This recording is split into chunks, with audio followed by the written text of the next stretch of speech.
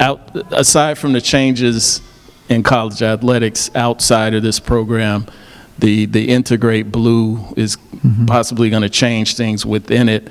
I was curious if that at all played a factor in your decision, and how might things be different for your replacement, just in terms of how the athletic department will be run through Integrate Blue? Yeah, I think that the president will have to answer some of that, but I do believe that it's going to change. I mean, and you know, we've got to be able to adapt. And the one thing I think that you've seen some plans, right? You've seen some plans that talk about, you know, multi-use district and things like that, and how do we create new revenue streams for our program that allow us to have the infusion. We're out of the normal 5 buckets of tickets and fundraising and major contracts and multimedia agreements and your conference revenue sharing and those kind of things. How do you do more than those normal 5 buckets? Well, we've got to be creative, and the LLC gives us some of those opportunities, and so that's important, yes. Again, it goes back to what ends up supporting the ability for us to do what? Graduate our young people and compete like crazy. And if we can find a way to spin the wheel a little faster from a revenue perspective, it gives us more opportunity to do that. So I'm hoping the LLC is part of that. It's just a reframing or restructuring of things. It doesn't mean necessarily that we've changed our business completely. We're trying to add things to the model. I think it's probably a better way of looking at it. Make sense?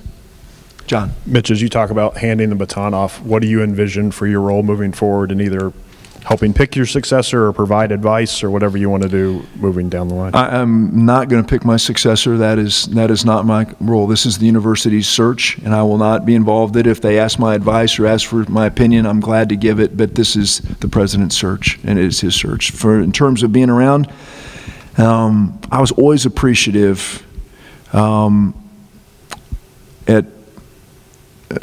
I got advice. I should have listened to some other advice when I first came here. You know, people gave me advice. I'm smarter than that. I got this. And I made some mistakes. I'll sit to the side, and if people want my advice, I am glad to help. But this is going to be their program, not mine. I don't think this institution, and there'll be a lot of people are going to go, "Oh, great! I'm glad he said that." They don't need Mitch Barnhart 2.0. They don't. They need their own version of what's best for them and what they think is best for this program, and I'm good with that. I want what's best for Kentucky. I love this place. Love this place. I love the athletes that were here.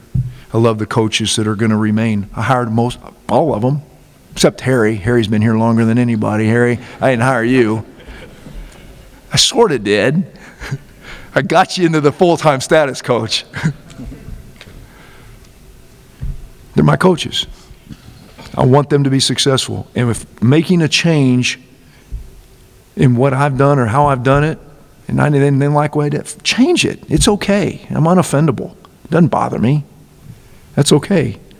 I've taken enough shots. I think I can handle that. We're okay. So, no, I'm not going to be involved in that. That's their deal. But if they want my advice, I'm glad to give it.